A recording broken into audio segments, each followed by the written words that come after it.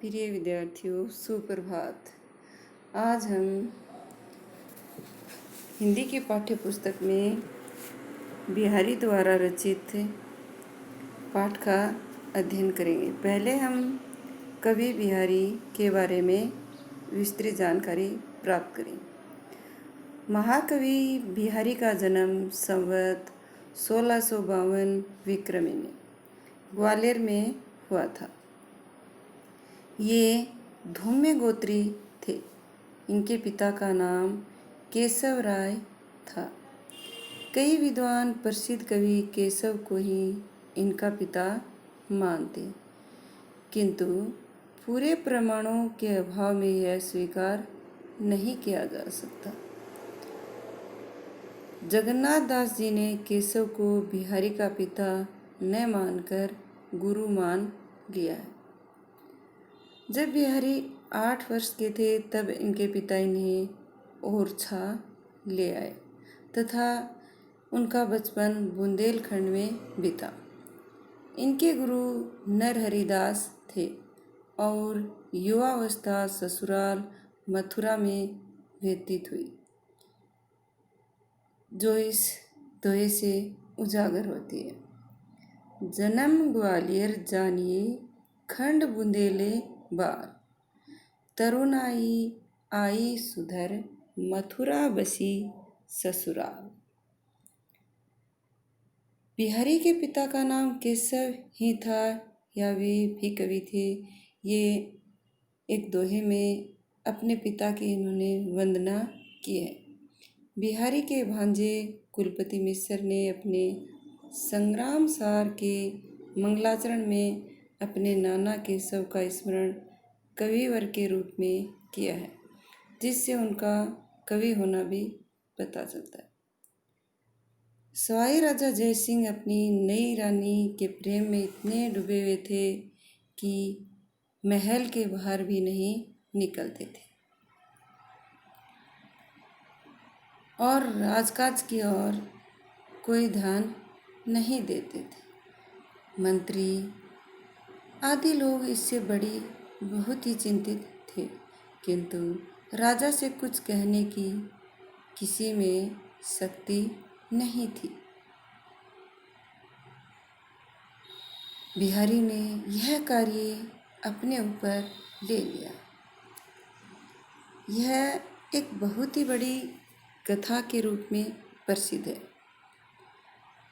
बिहारी की पत्नी भी कवयित्री थी, तो इसी आधार पर बताया जाता है कि जब महाराजा जयसिंह दरबार में नहीं आए और सभी चिंतित हुए, तो बिहारी की पत्नी ने एक दोहा बनाया और वह दोहा बिहारी को देकर जयपुर भेजा। क्या था? कुछ तो कहते हैं ये बिहारी द्वारा रचित था, कुछ कहते हैं कि बिहारी की पत्नी ने बनाया था। नहीं पराग नहीं मधुर मधु, नहीं विकास यही काल, अली कली ही सो बंधु आगे कौन हवा। जब यह दोहा महाराजा के पास पहुंचा तो उन्होंने अंजुली भर मोहरे बिहारी को दी और उन्हें कहा कि इस प्रकार के दोहे और बनाओ। बिहारी ने यह समाचार अपनी पत्नी को दिया। उसने 1400 दोहे बनाए और मोहरे भी प्राप्त की। उन्हीं में से 700 दोहों को छांटकर सतसैया माना जाता है। तो जो इनकी दोहे हैं वो सतसैया के नाम से प्रसिद्ध हैं। उन्हीं के लिए ही कहा जाता है, सतसैया के दोहे जो नाविक के तीर, देखन को छोटे लगे घाव करें गंभीर। सतसैया कवि बिहारी छत्रसाल के दरबार में लेकर पहुँचते हैं। छत्रसाल ने उसकी गुणवत्ता परखने के लिए सतसैया अपने धार्मिक गुरु प्राणनाथ को दिखाए।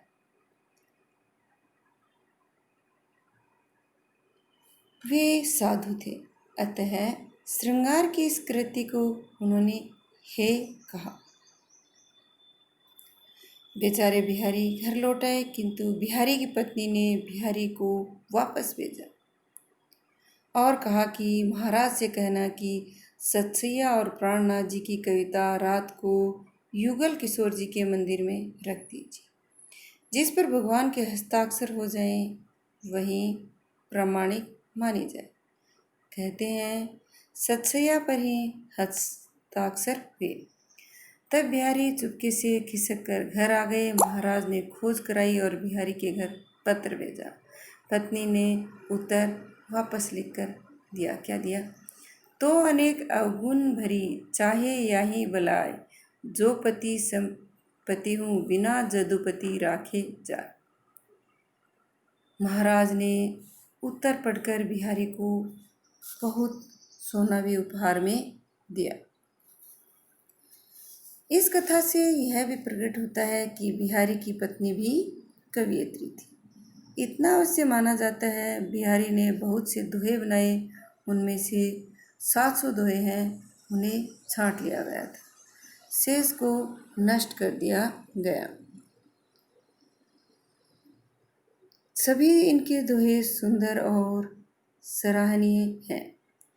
बारीकी से देखने पर लगभग 200 दोहे तो बहुत ही श्रेष्ठ हैं। सतसई में ब्रज भाषा का प्रयोग हुआ है। ब्रज भाषा ही उस समय उत्तर भारत की एक सर्वमान्य ग्राह्य काव्य भाषा के रूप में प्रतिष्ठित थी। इसका प्रचार और प्रसार इतना हो चुका था कि इसमें अनेक रूपता का आ जाना सहज संभव था। बिहारी ने इसे एक रूपता के साथ रखने का स्तुत्य सफल प्रयास किया और निश्चित साहित्यिक रूप में इसे रख दिया। सतसई को 3 मुख्य भागों में विभक्त कर सकते हैं: नीति, विषयक, भक्ति और आध्यात्मक, भावपरक तथा श्रृंगार परक। इनमें से श्रृंगात्मक भाग अधिक है। कला चमत्कार सर्वत्र चातुर्य के साथ प्राप्त होता है। श्रृंगात्मक भाग में रूपांग सौंदर्य, सौंदर्योपकरण, नायिका भेद, हाव भाव, विलास का कथन किया गया है। नायक नायिका निरूपण भी मुख्यतः 3 रूपों में है। पहले रूप में कृष्ण और उनकी नायिका राधा है। इनका बहुत ही धार्मिक और दार्शनिक रूप में वर्णन किया है और गूढ़ार्थ व्यंजना प्रधान भी है।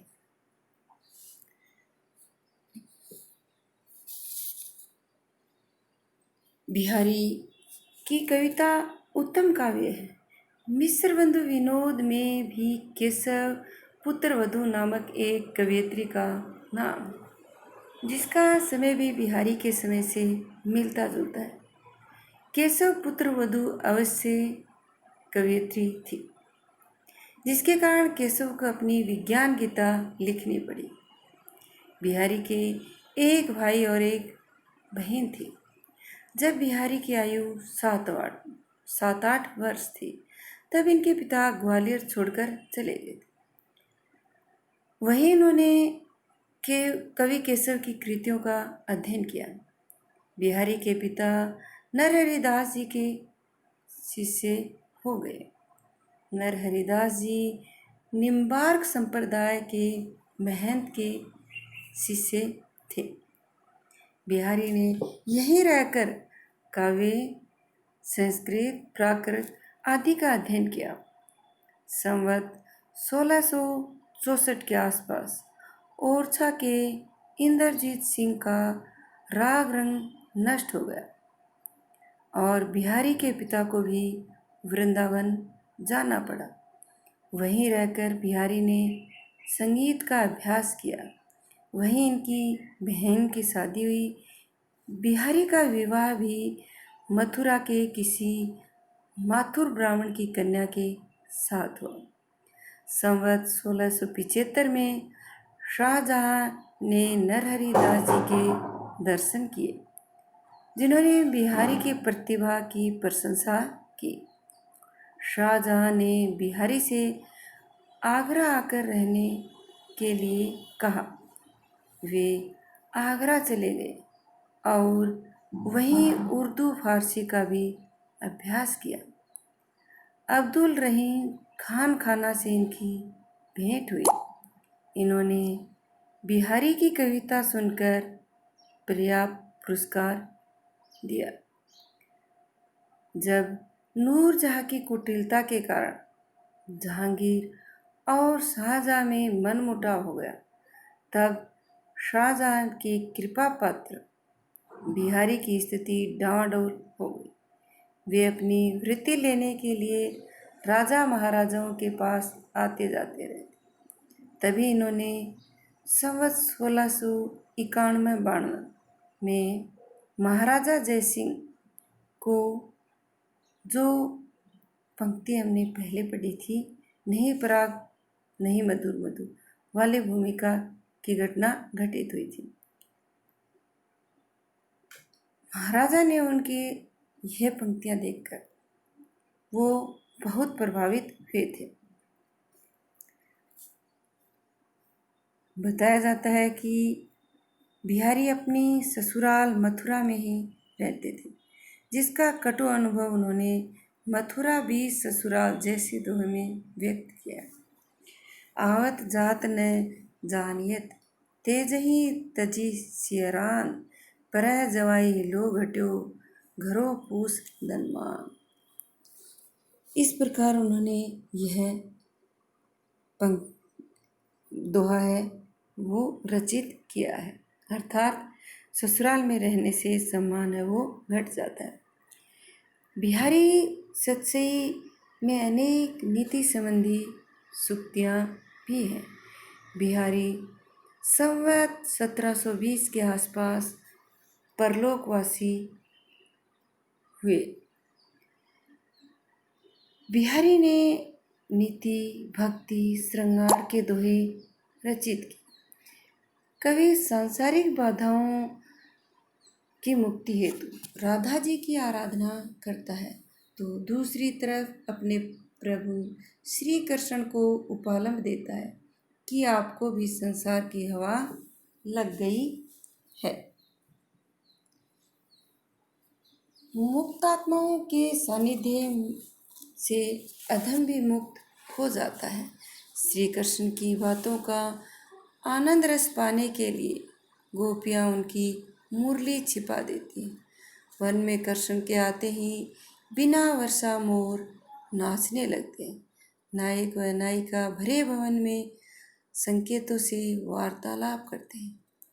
झीने वस्त्रों में नायिका ऐसे सुशोभित हो रही है जैसे सागर में कल्पवृक्ष की डाल।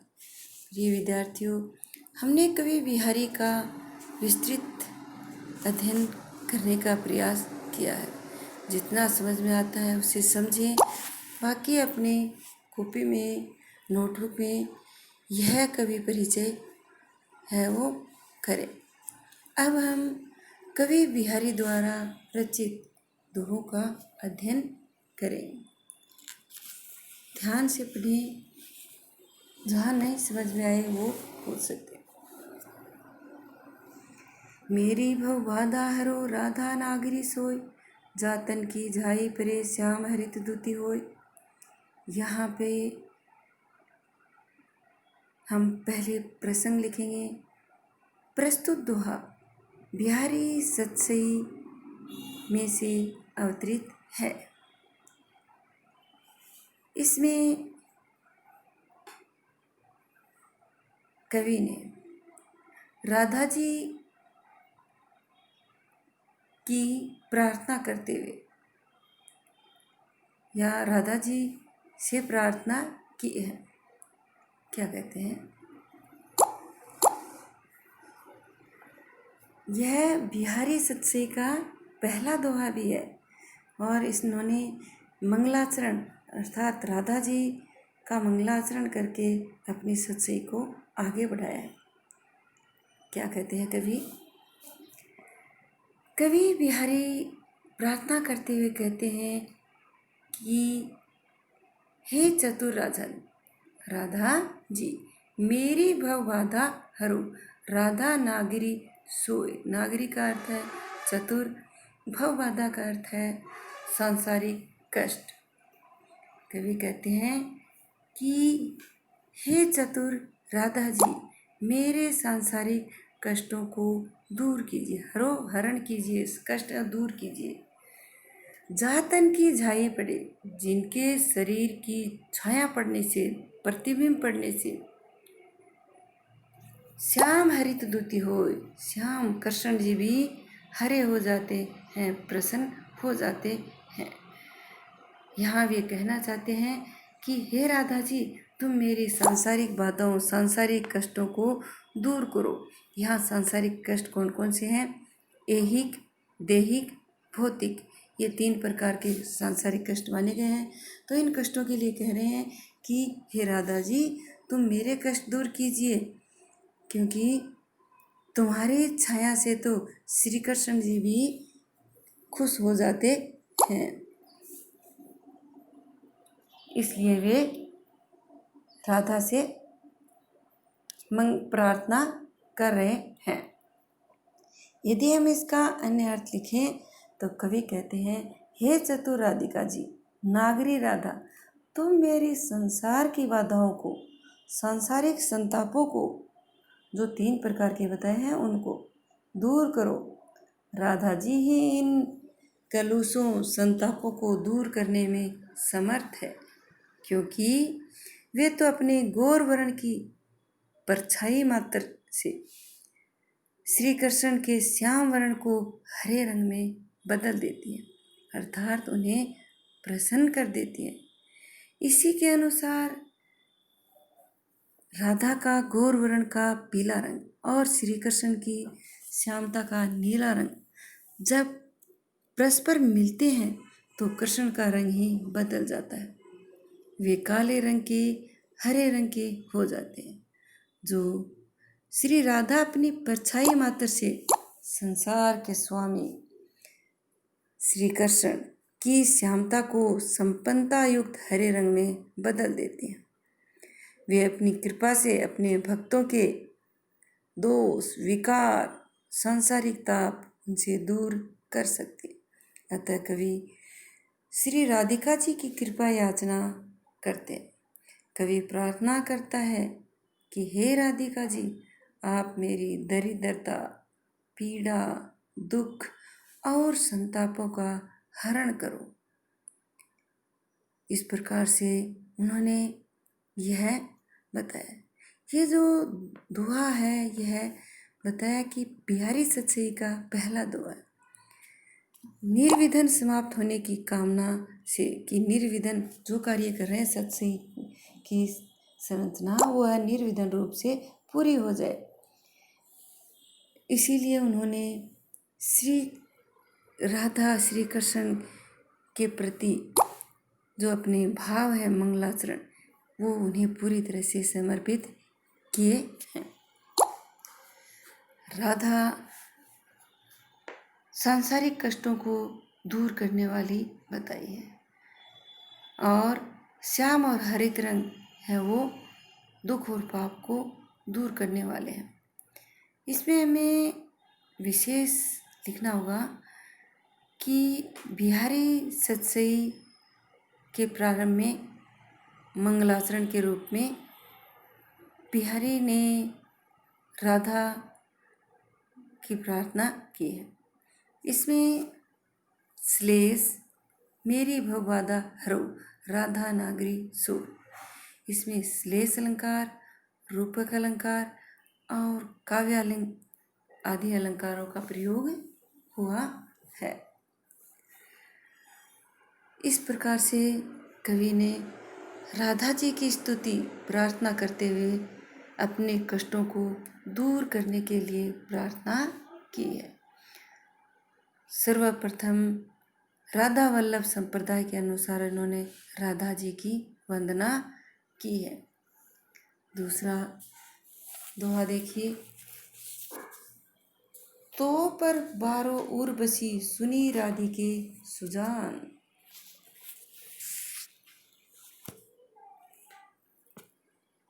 मोहन के उर्वशी वे उर्वशी समान।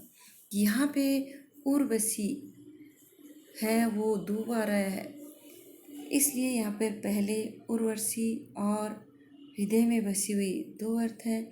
तो यहाँ पर साफ नज़र आ रहा है कि यमक अलंकार का प्रयोग होगा। तो पहले हम इसका प्रसंग लिखेंगे। प्रस्तुत दोहा बिहारी सतसई में से अवतरित है। इसमें कोई गोपी है, वो राधा जी की शोभा सुंदरता है उसका वर्णन कर रही है। क्या कहती है?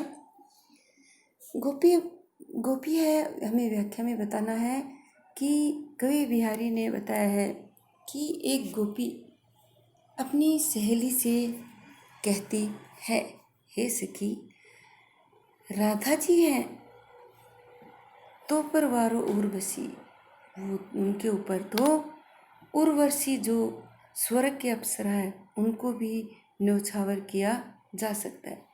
सुनी राधिके सुजान, हे चतुर राधिके सुनो, तुम्हारे ऊपर तो, हे सखी चतुर राधिका के ऊपर तो उर्वशी को भी न्योछावर किया जा सकता है। तू मोहन के उर्वशी, वो तो श्री कृष्ण के हृदय में बसी हुई है, उनके हृदय में बसी हुई है।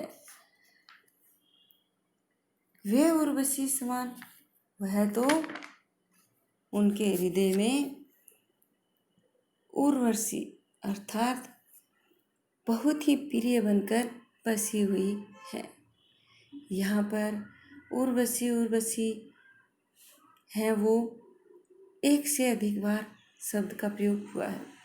तो पर यह पहले उर्वशी अप्सरा है और तू मोहन के उर्वशी हृदय में बसी हुई है। उर्वशी समान अर्थात बहुत ही प्रिय के समान बसी हुई हो, इसलिए यहाँ पे यमक अलंकार और साथ ही उपमा अलंकार का प्रयोग हुआ है। तो सीधा सा है कि तो परवारो उर्वशी, हे राधा सुनी राधिके सुजान, हे राधिका सुनो। अपनी सहेली से करी कि राधा है वो तो श्री कृष्ण के हृदय में उर्वशी के समान, अर्थात उसको भी न्योछावर किया जा सकता, उससे भी अधिक सुंदर है, उसके ऊपर न्योछावर किया जा सकता उन्हें। तू मोहन के, वो तो श्री कृष्ण के उर्वशी हृदय में बसी है, उर्वशी समान अत्यधिक प्रिय के समान, अर्थात वो तो श्री कृष्ण के लिए को बहुत ही प्रिय है। इस प्रकार यहाँ पे हम लिखेंगे कि विशेष में यमक और उपमा अलंकार का प्रयोग और राधा का महत्व दर्शाया गया है, उन्हें बहुत ही सुंदर बताया गया, इसलिए उनका महत्व हो वो दर्शाया गया है। तीसरा देखिए, बंधु भय का दीन के को तार्यो रघुराई, टूठे टूठे फिरत हो झूठे बिरद खाई। प्रसंग प्रस्तुत दोहा कवि बिहारी द्वारा रचित सतसई में से अवतरित है।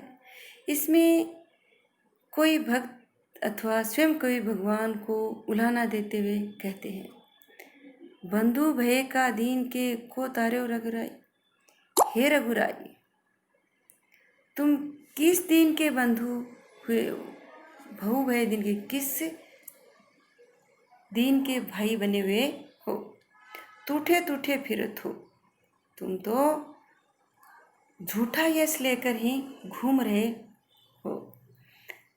झूठे बिरद घाई, झूठे ही तुम तो क्या उनका उद्धार करने वाले कहलाते हो। यहाँ पे कवि ने प्रभु को ही उलाहना देते हुए कहा, को तार्यो रघुराई, बंधु भय दीन के, तुम तो गरीबों के दीन बंधु कहलाते हो, किसका उद्धार कर रहे हो। झूठे झूठे ही घूम रहे हो, तुम उद्धार नहीं कर रहे हो। कहने का तात्पर्य है कि आप दीन बंधु नाम तो है लेकिन वास्तव में दीन दुखी नहीं हो, वरना तुम उद्धार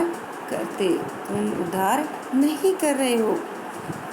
अर्थात तुमने झूठा ही दीनबंधु का जो नाम है वो धारण कर रखा है। यहाँ पर हम विशेष लिखेंगे कि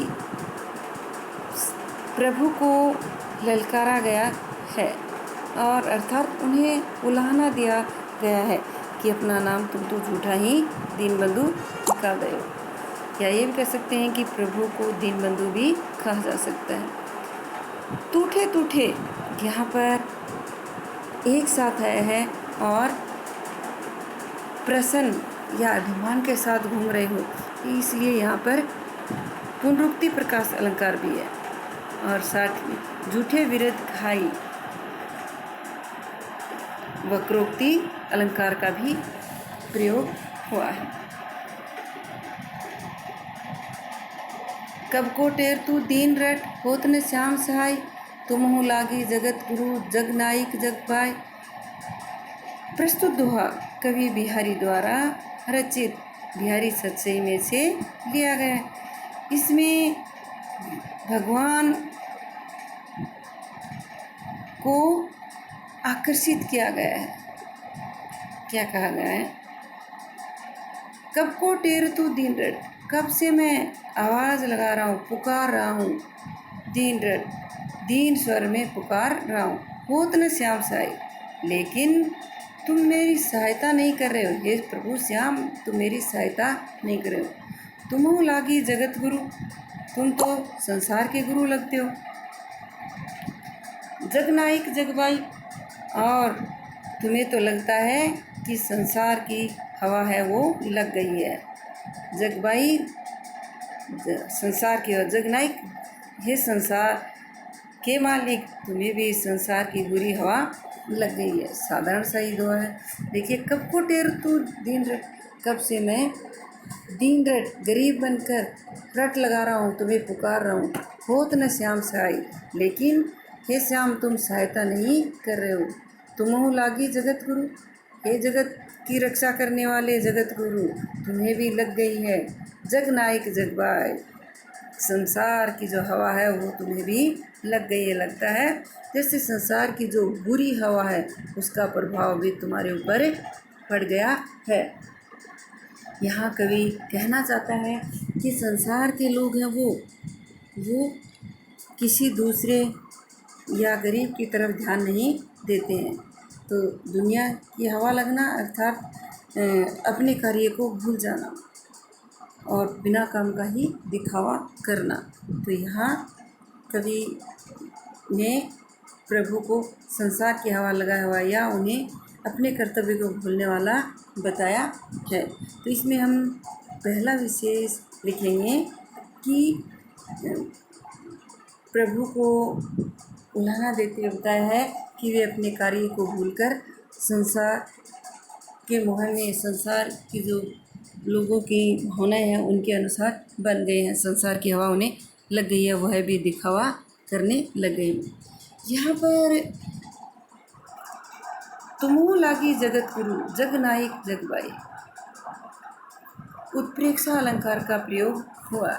अनुप्रास और उत्प्रेक्षा अलंकार, और भगवान से उद्धार करने के लिए प्रार्थना कवि कर रहा है। प्रिय विद्यार्थियों, ये कवि परिचय और 4 दोहों की सप्रसंग व्याख्या करनी है।